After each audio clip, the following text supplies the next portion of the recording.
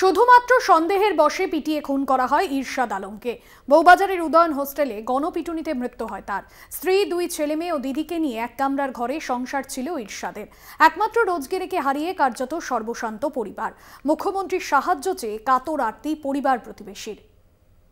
মোহাম্মদ ইরশাদ আলম, যাকে নৃশংসভাবে খুন করেছে বলা চলে উদয়ন হোস্টেলের আবাসিকরা, শুধুমাত্র একটি সন্দেহের বশে এই খুন।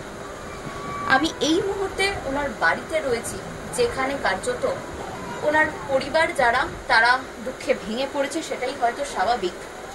ওনার ছোট ছোট দুটো বাচ্চা রয়েছে, একজন মেয়ে একটা ছেলে রয়েছে, এবং উনি বহু বছর ধরে চাঁদনীতে একটি টিভি সারাইয়ের দোকানে তিনি কাজ করেন, এবং সেদিনকেই অর্থাৎ শুক্রবারে তিনি এই উদয়ন হোস্টেলের পাশের যে ফুটপাত, সেই ফুটপাত ধরে তিনি হেঁটে যাচ্ছিলেন, এবং তারপরেই এই নক্কারজনক ঘটনা ঘটে তার সঙ্গে। আমার সঙ্গে রয়েছে ওনার স্ত্রী, আমি একটু কথা বলবো। দিদি, আপনি জানলেন, কখন জানলেন এই বিষয়টা? একটা সময় জানলেন। কি শুনলেন? একটা সময় ও তো 6টার সময় কাজ করে যায়।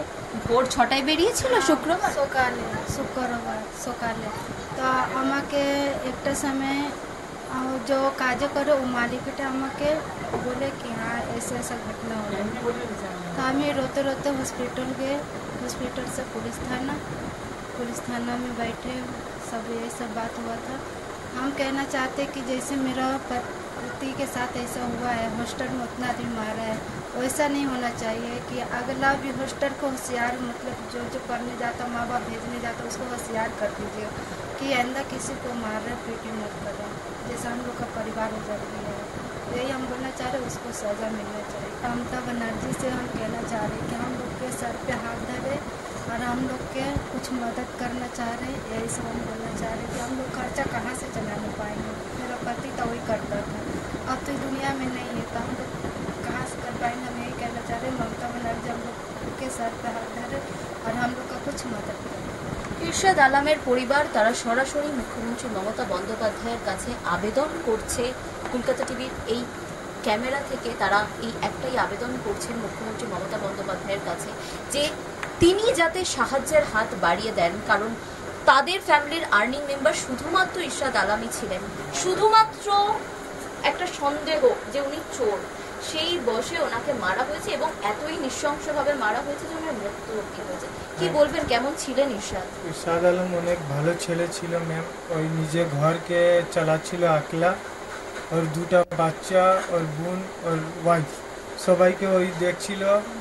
ভালো, অনেক ভালো ছেলে ছিল, কার সঙ্গে ঝগড়া লড়াই কিছু না, অনেক ভালো ছেলে ছিল ম্যাম। আমরা চাই যে ওদেরকে তো গ্রেফতার হয়েছে, জেলও হয়েছে, এবার ওদের ঘর কিরকম চলবে, প্রশাসন থেকে আমরা কিছু ওদের হেল্প চাই, আর কিছু আমাদেরকে চাই না।